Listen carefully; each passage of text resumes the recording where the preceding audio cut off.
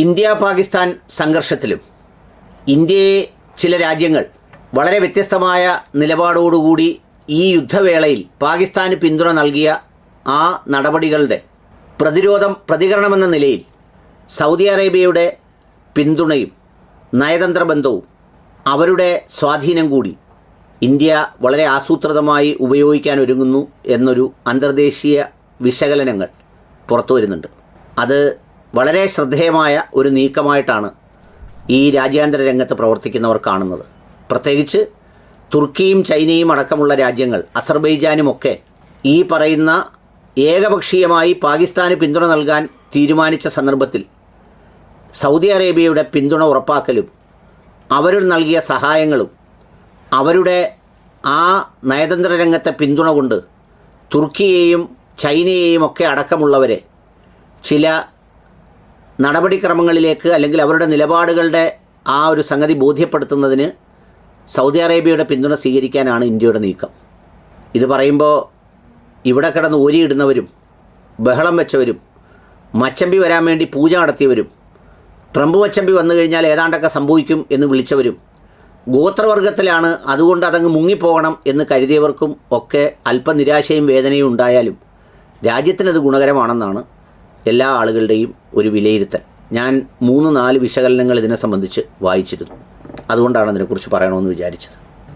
അതിർത്തി കടന്ന് നമ്മുടെ രാജ്യത്തിന് മേൽ നടത്തിയ പാകിസ്ഥാൻ്റെ ഭീകരാക്രമണത്തിന് നമ്മൾ ഓപ്പറേഷൻ സിന്ദൂറിലൂടെ മറുപടി കൊടുത്തപ്പോൾ ആ ഘട്ടത്തിൽ നമ്മളോട് അപ്രതീക്ഷിതമായ നിലപാട് സ്വീകരിച്ചത് തുർക്കിയും അസർബൈജാനുമൊക്കെ അടങ്ങുന്ന രാജ്യമാണ്. അമേരിക്ക എല്ലാ കാലത്തെയും പോലെ കുറുക്കൻ്റെ നിലപാടാണ് സ്വീകരിച്ചത്. ഇടിക്കുക, കുടിക്കുക, ആയുധം വിൽക്കുക, രണ്ടിൻ്റെയും ഇടയിൽ മധ്യസ്ഥനാവുക. ചൈനയാകട്ടെ ഏകപക്ഷീയമായി പാകിസ്ഥാൻ്റെ പക്ഷത്തായിരുന്നു. എന്നാൽ വളരെ പ്രഖ്യാപിതമായി ചില ന്യായങ്ങൾ പറയാനൊന്നും മുന്നോട്ട് വന്നില്ല. കാരണം ഇന്ത്യ നല്ലൊരു വിപണിയാണ്. എന്നാൽ നമ്മളോട് അവർക്കൊരു താല്പര്യമില്ലതാനും. എന്നാൽ ഈ പഹൽഗാമിൽ ആക്രമണം നടത്തുമ്പോൾ നമ്മുടെ രാജ്യത്തിൻ്റെ പ്രധാനമന്ത്രി സൗദി അറേബ്യയിലായിരുന്നു. അദ്ദേഹം യാത്ര വെട്ടിച്ചുരുക്കിയാണ് ഇന്ത്യയിലേക്ക് മടങ്ങിയത്. അതുകൊണ്ട് തന്നെ സൗദി അറേബ്യയ്ക്ക് അതിനെ സംബന്ധിച്ചൊരു വൈകാരികമായ നിലപാടുണ്ടായിരുന്നു.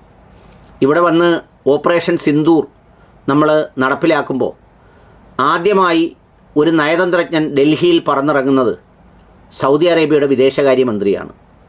അദ്ദേഹം ഡൽഹിയിൽ വന്ന ശേഷം പിന്നീട് അടുത്ത വിമാനത്തിൽ ഇസ്ലാമാബാദിലേക്ക് പോയി.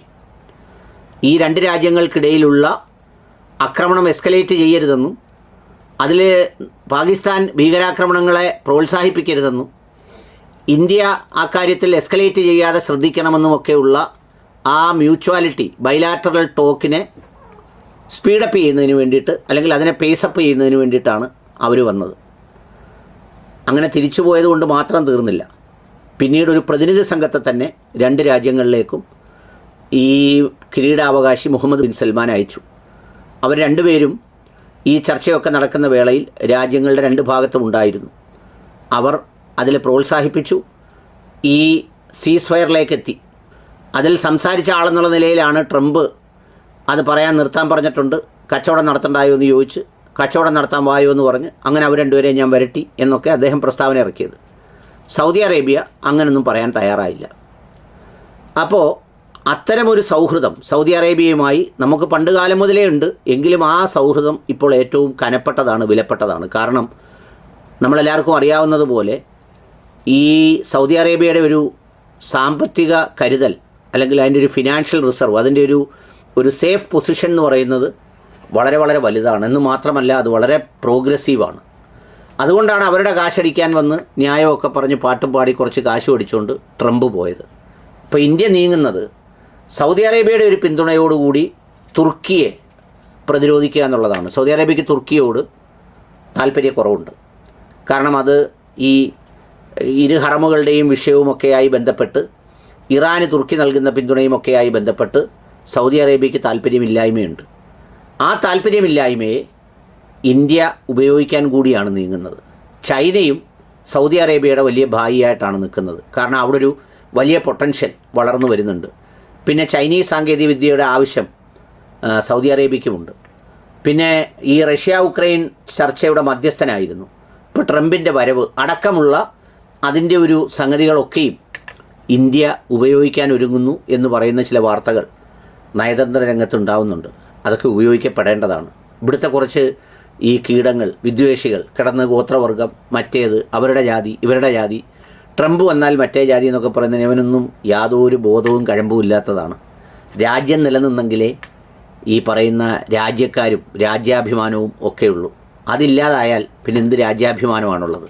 അതുകൊണ്ട് ഈ സന്ദർഭത്തിൽ അത്തരം ചില ചിന്തകളൊക്കെ മാറ്റിവെച്ച് ഒരു വിശാല അർത്ഥത്തിൽ ഇതിനെ നോക്കിക്കാണുക എന്നതാണ് കരണീയമായിട്ടുള്ളത്.